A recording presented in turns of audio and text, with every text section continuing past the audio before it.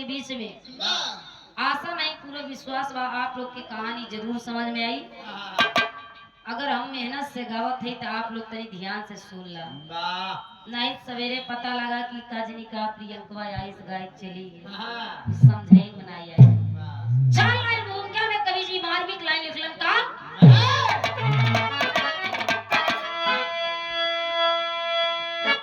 सामने गम की दरिया में शोकित खड़ी, कैसा देखो सुंदर का बहता है पानी। जिंदगी एक झरना बना ही दिया, कैसे किस्मत की रेखा है किसने ये जानी। पैसे पैसे का मोहताज होता जगत, कैसा होता गुजर रात दिन है बखानी।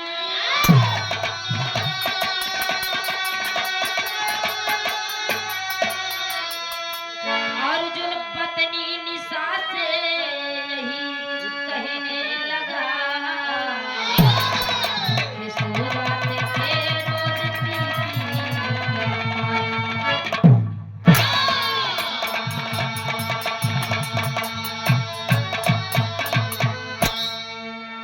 सामने गम की दरिया में शोकित खड़ी, कैसा देखो समुंदर का बहता है पानी।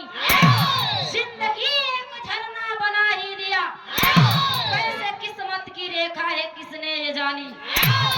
अर्जुन पत्नी निशा का वही हाल था, भूखे सो जाते थे रोज पी पी कर पानी। बिरहा में एक लाइन गजल लिखलन हमरे कवि जी माने सम्मानित राम कुमार कवि जी। कैसे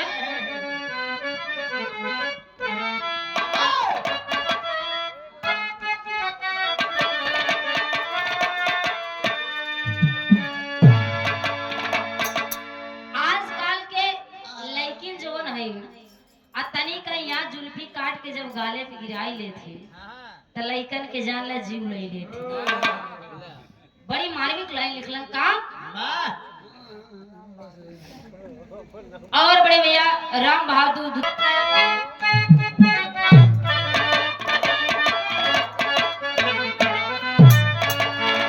लड़का लड़का आपस में कहलन के ई लड़की के जवन बार काटे बा ई जान लिया हमार सबके जान ले लेती बा। लड़किन आपस में बतलात हैं, कहना पड़ा क्या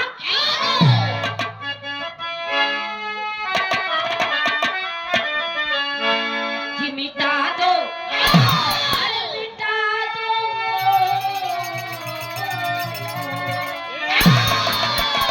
मिटा दो उन हसीनों को जो खुद पर नाज करती हैं। मिटा दो उन हसीनों को जो खुद पर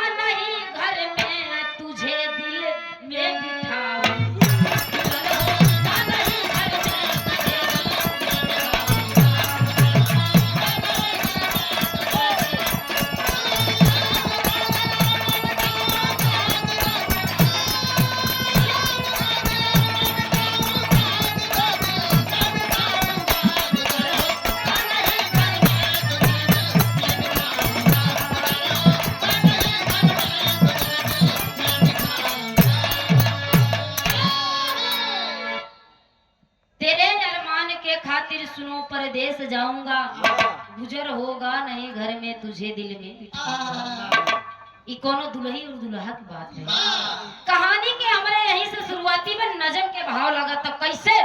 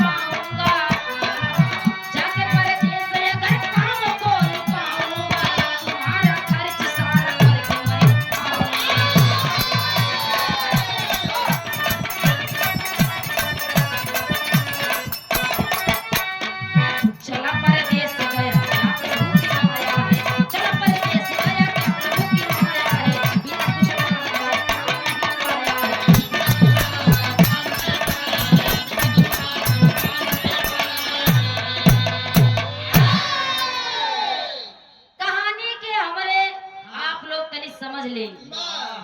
एक गरीब घर के मेहरारू, गरीब घर के बेटवा, बेचारे दोनों प्राणी की जिंदगी अच्छे से बीतत बा। एक समय ऐसा आया कि खाने पीने के लिए घर में कुछ नहीं रह गया।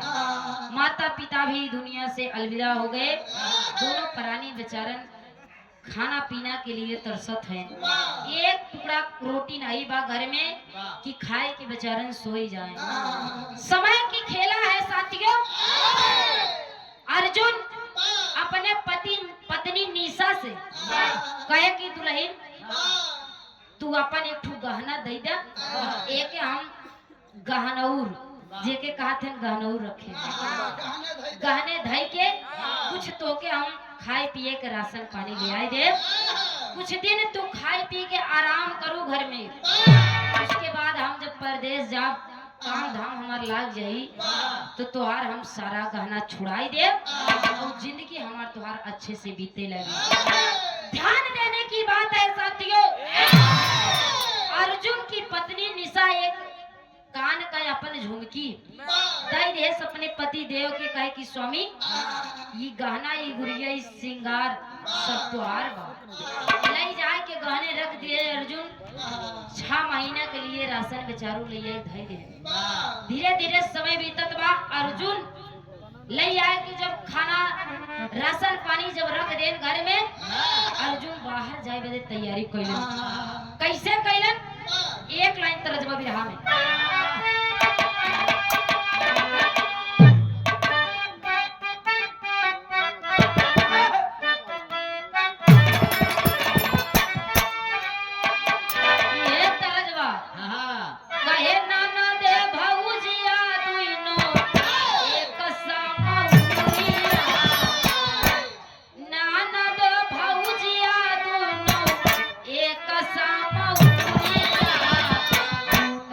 के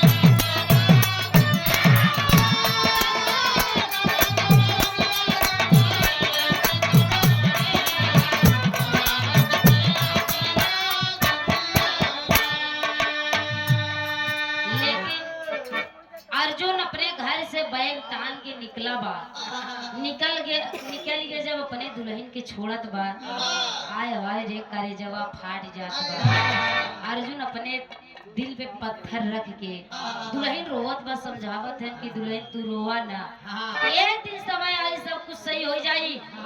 अर्जुन इतनी बात कह के चल देलन। जब स्टेशन पे पहुंचलन गाड़ी धीरे से आई गए। ए बाबू अर्जुन वही स्टेशन पे जब पहुंचलन गाड़ी आई गई, गाड़ी में बैठल। कैसे बैठे? अरे बोगी में बैठा रहले, बोगी में बैठा रहले काफी नौजवान, बोगी में बैठा रहले काफी नौजवान, गड़िया ठुकाला के सनिया से।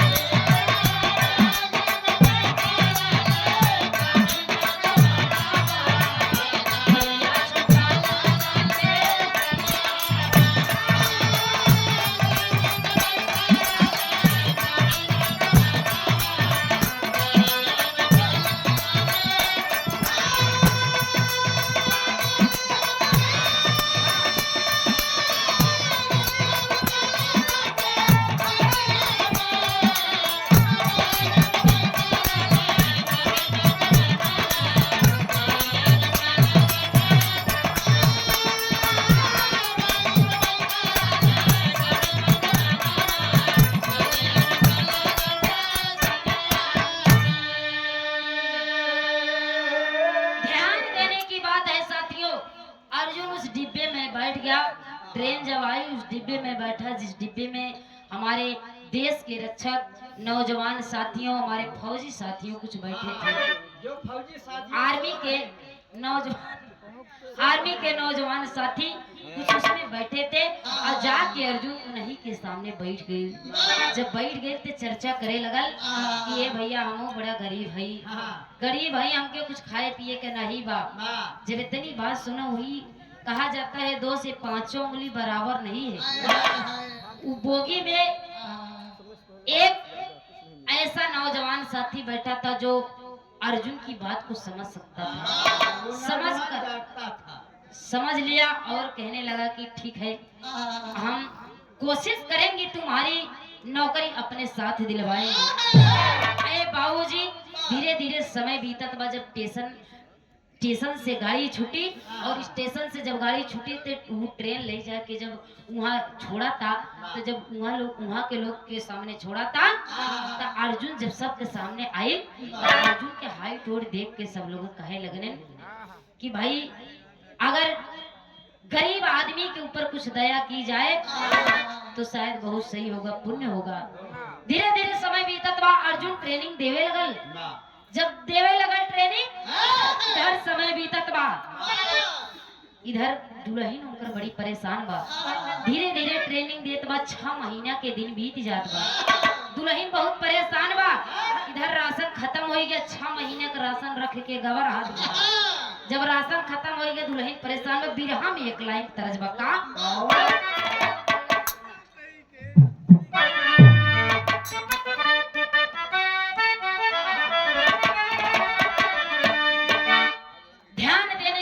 साथियों, समय समय की बात है। बड़ी मार्मिक लाइन लिखलन कवि जी का। कहे गेहुआ के बाल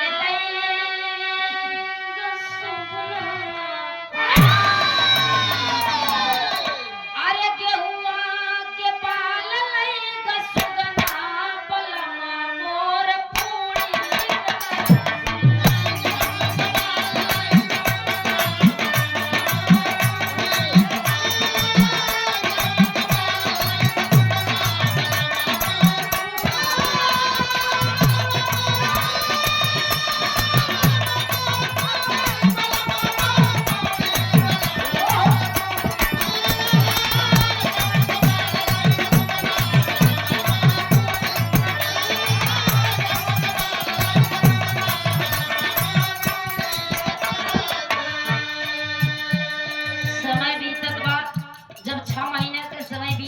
राशन खत्म हो गया। दुल्हन के बगल एक बनिया बेचारा राहत रहा। बनिया की मेहरारू लइका नहीं बाटे। बनिया दुकानदारी अपन चलावा था दुल्हन जाए के वो बात कहलस का बनिया से कहे समझाई बनिया से कहे समझाई विपत आज तोहसे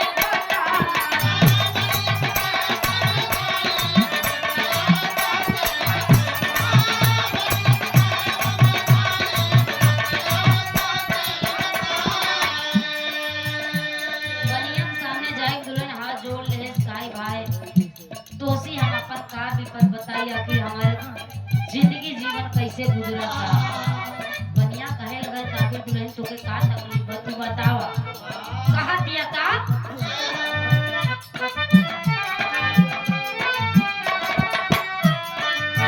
करे उपवास पाटी नाही कुछ करावा करे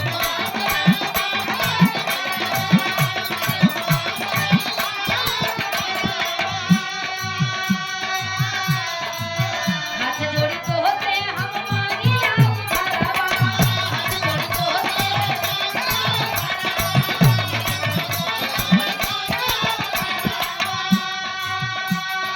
दर्द इसमें होई जा सहाय विपत आज तोहसे बताई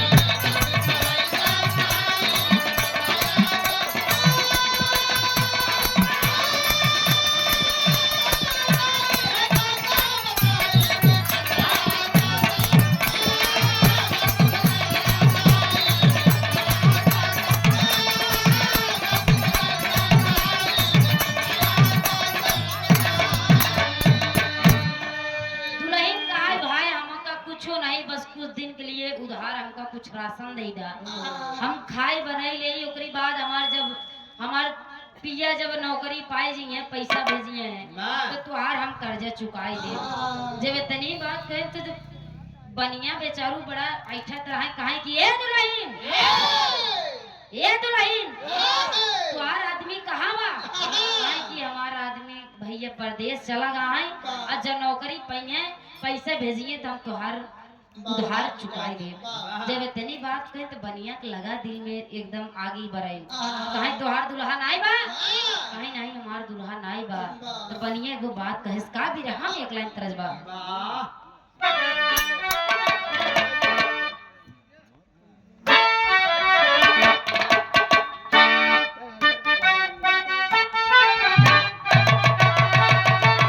ये तरज बा अरे झूलनी पे उड़नी अरे झूलनी पे उड़नी अरे जहाजिया उड़ादा अरे जहाजिया उड़ादा हमारे पाई से बना जहिया जहादा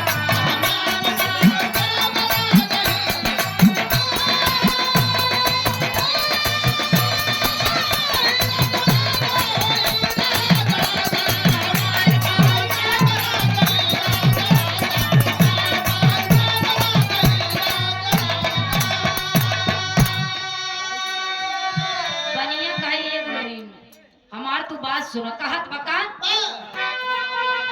अरे भूली गवा तोहके अरे भूली गवा तोहके परदेसवा में जाई हमारे पैसा कैसे देबू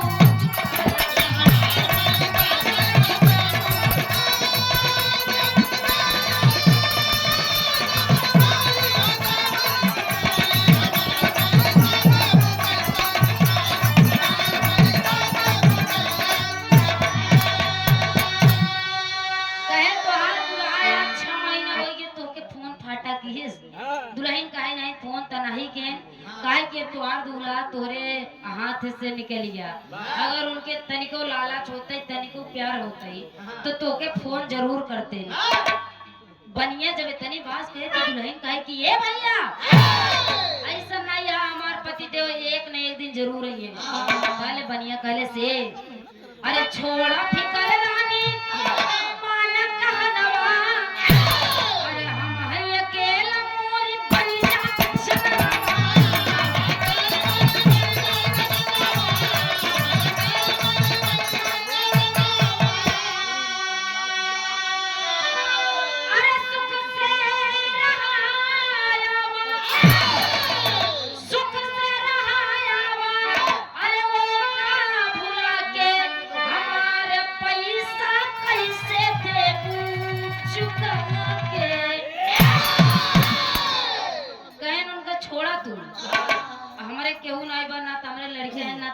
है और तू हमारे लगे आवा और तुहार हम बढ़िया से खाने की खुराकी हम तुहार देख ले। जब इतनी बात कहें दुल्हन कहे लगी कि ऐसा जिन करा ये भैया, आखिर जौनी दिन हमार पिया रही है वही दिन का कही है ऐसा कोनो काम हम नहीं करब। जब इतनी बात करन तब बनिया कहेस कि देखा तू हर आदमी तोके भूल गया, तू माना चाहे जिन माना, चले तू हमारे घरे ना रहबू तले हम तो कर राशन ना दे। दुल्हन मजबूर है ये ए भैया आई के घरे अपने चौखट पे रोवत बा का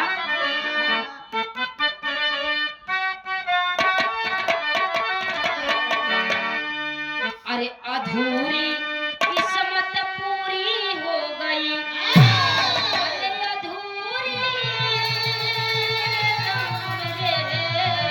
अरे अधूरी किस्मत पूरी हो गई, मुझकर समा जल गई आती जब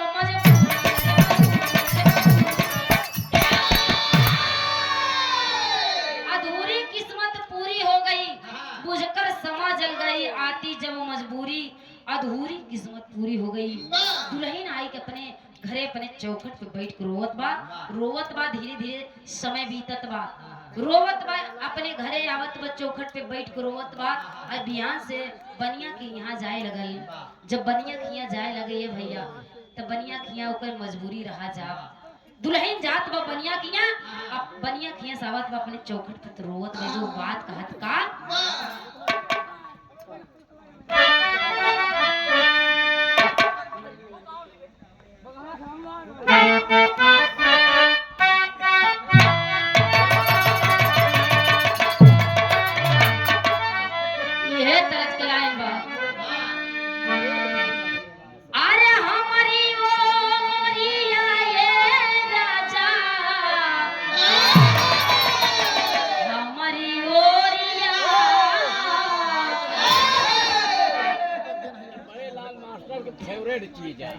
दुल्हन कहे अरे हमारी ओरिया ये राजा, हमारी ओरिया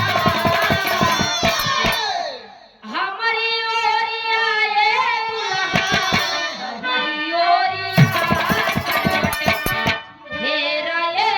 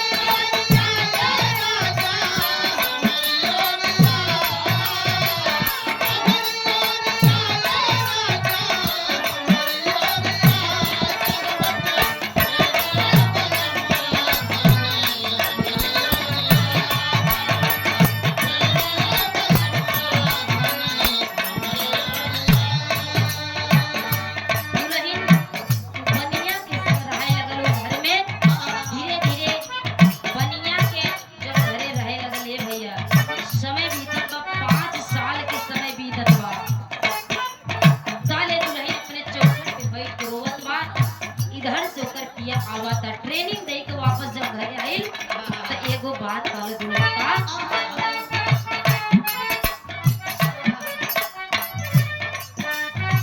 दुल्हन कहे राजा देखत बा ओकर पिया रास्ता दे के बैग लेके चला आवत है, जाए के दुल्हन गले से लिपट गई, गले से लिपट के एगो बात कहलस का 5 साल पे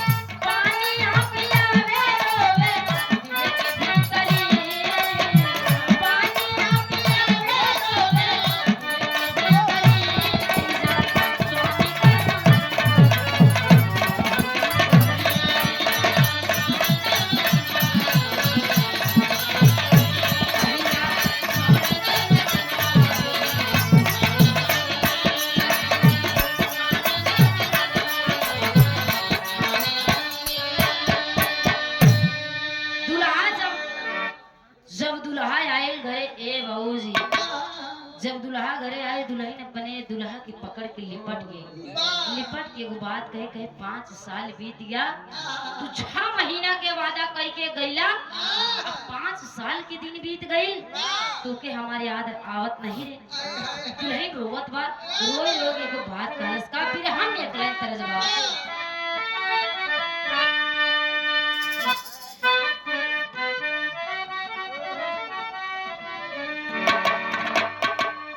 छठ गीत के कहा था कैसे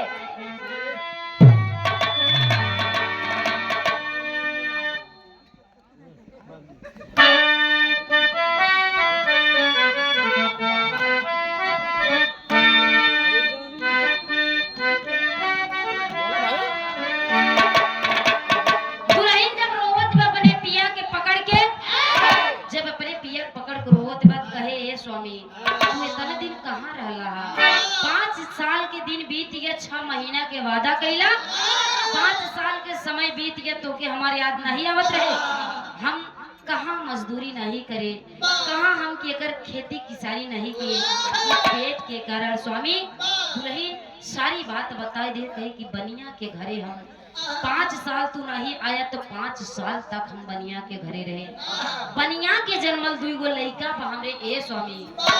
आखिर ई बतावा कैसन ई विधाता के लेखनी कैसन समय बा ए स्वामी। दुल्हन जब इतनी बात कहत बा तो दुल्हा कहत बा का, एक लाइन तरज बा, कोनो भाई अपने बहन के लिए एगो बात कहलस का, ये मेरी बहना, अरे मेरी बहना, ये राखी की लाज तेरा भैया निभाए।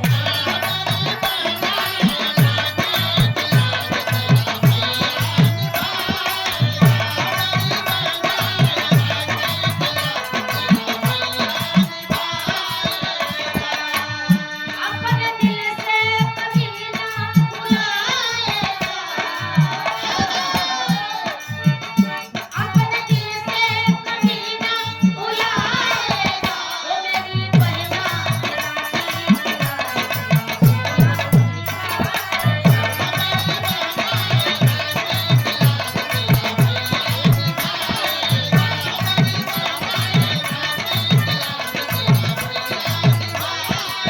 लेकिन दुल्हा कहत बा, ए हमर धन, तू इतना ठीक करत हो जवन बताई देत हो, लेकिन आजकल के दुल्हन कहाँ बतावत है। दुल्हा अपने दुल्हन से कहत बा का, देश सेवा, देश सेवा का सर पे है ताज, साथ जीवन निभाऊं।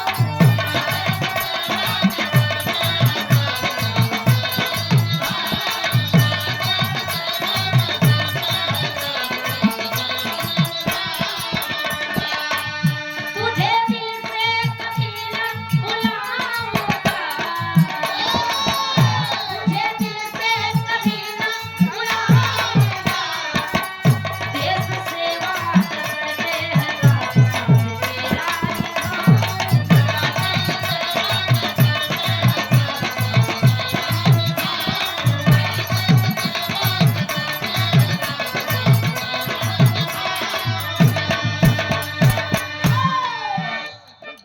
जब इतनी बात कहे दुल्हन अपने पिया के लेके कहे कि स्वामी, दुल्हा कहने लगा कि आखिर किस बनिया के घर गई थी, क्या नाम है उसका?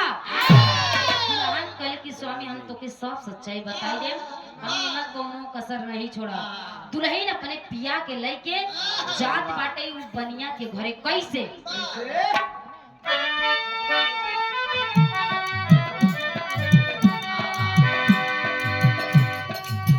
बनिया के घरवा से गई जगनावा,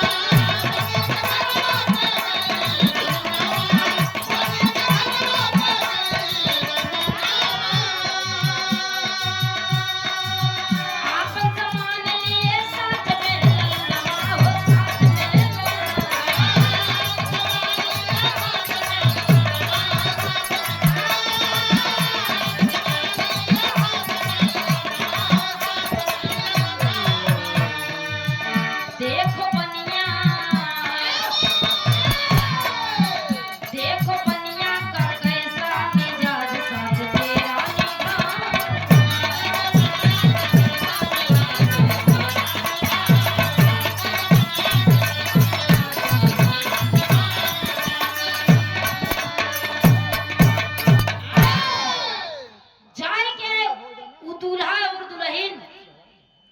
अर्जुन और उनकी पत्नी निशा दोनों लोग जब बनिया के घरे जाए पहुंचे त जाए के उनकर पत्नी निशा जवन रही अपन दोनों लड़किया अपन सामान जब बनिया के घरे से धीरे से उठाई बनिया डांट के कहने लगा कि रे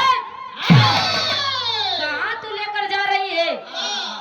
दुल्हन कहा दिबा कि हमार पति जी आई गए हम तो से वादा करे रहे कि देखा हम तोरे संगे राहत जरूर है लेकिन जब हमार पति जी अइया अगर हमके अपनैया तो हम अपने पति जी के पास चली जाओ। इतनी बात जब बनिया सुने सहे बाप रे बाप खोपड़ी खराब होई है।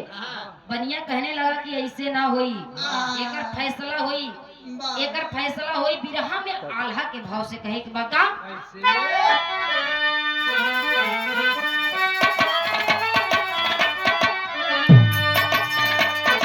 बनिया कह रहा है कि ये दोनों लड़का हमारा है अगर तुमको जाना है तो तुम जा सकती हो लेकिन ये दोनों बच्चे हमारे हैं ये हमारे ही पास रहेंगे।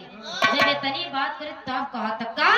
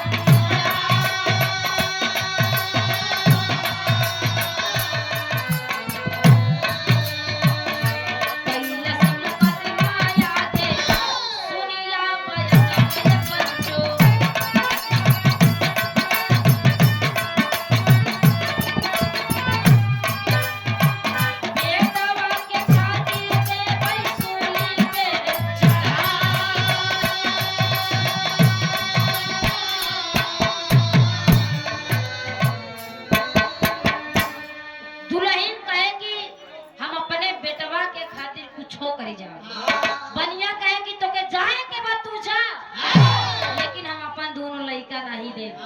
जब इतनी बात सुने त नारी का करे बेचारी कुछ समझ में नहीं आवत बा जाए के मुकदमा कह दिलस कहे कि साहब आइए देखिए ये हमारे बच्चे को नहीं दे रहे हैं आखिर हमारा पति जब आ गए हम अपने घर जा रहे हैं तो हमारे बच्चे के क्यों नहीं दे रहे हैं। जब इतनी बात करे ए बाबूजी बिरहा एकदम हमार लास्ट चला था खड़ी के भाव में कहे के बाका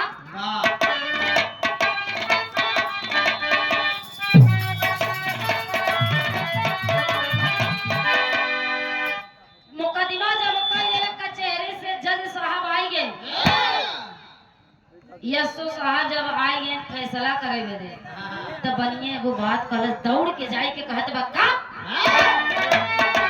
कहे बनिया काहे कि परुआ पाए अरे हम तो हरिया अरे बनिया काहे कि परुआ पाए अरे हम तो हरिया वही हरिया में पाए दूठी लाल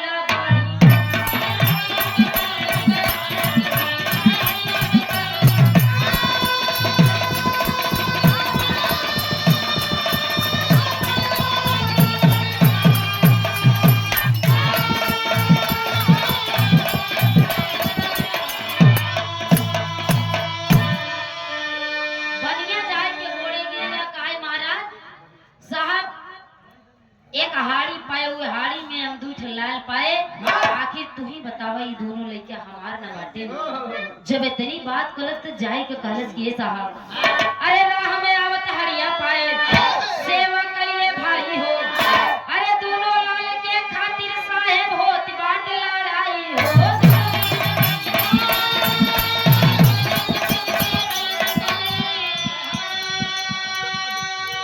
अरे जज साहेब के सुन के ज्ञानी वही लई दढ़िया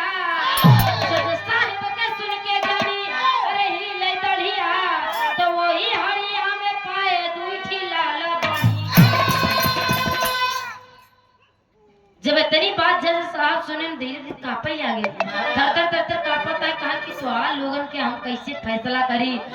जब इतनी बात बनिया करे तो जाए के वो फौज के नौजवान अर्जुन अपने पत्नी के लेके दरवाजे पे खड़ा बा।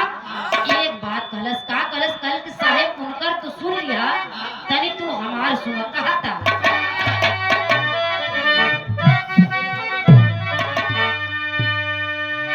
अरे घर के दरवाजे पे जा बया कुत्ता भौंकी साहेब हो। अरे अपने अंगना में हम एक लौकी बोए साहेब।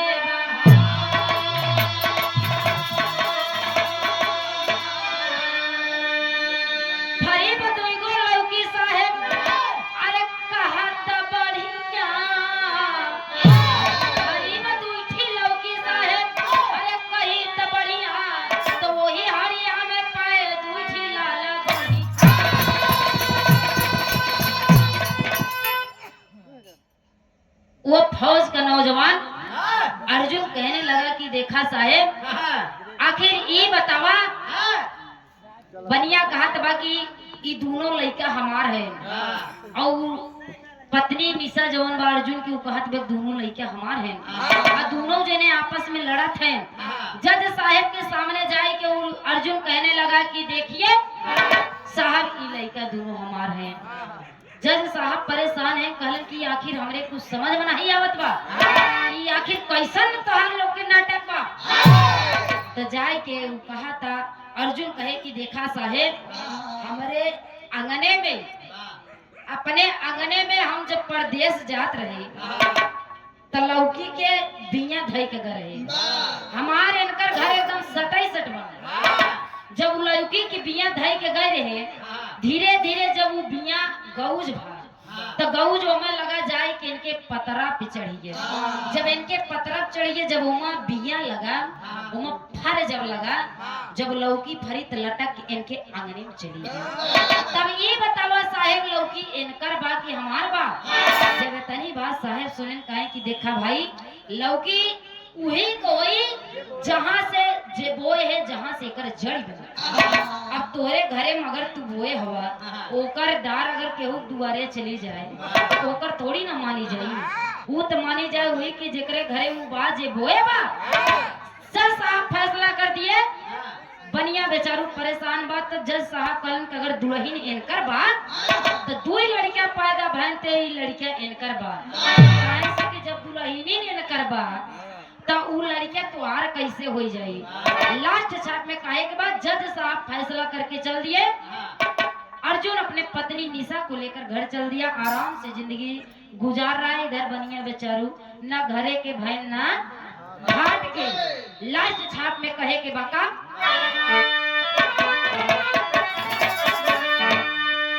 महाबली गुरु बुधरा गुरु बाबा दीन के माया कथन किया कभी राम कुमार जी।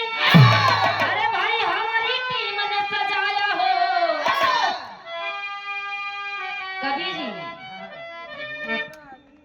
कवि जी हमरे बड़ी मार्मिक लाइन लिखलन कहन कि देखा ही बिरहा तू प्रियंका चाहिए जहाँ गौबू चाहिए जहाँ गौबू बिरहा वही निकलागी।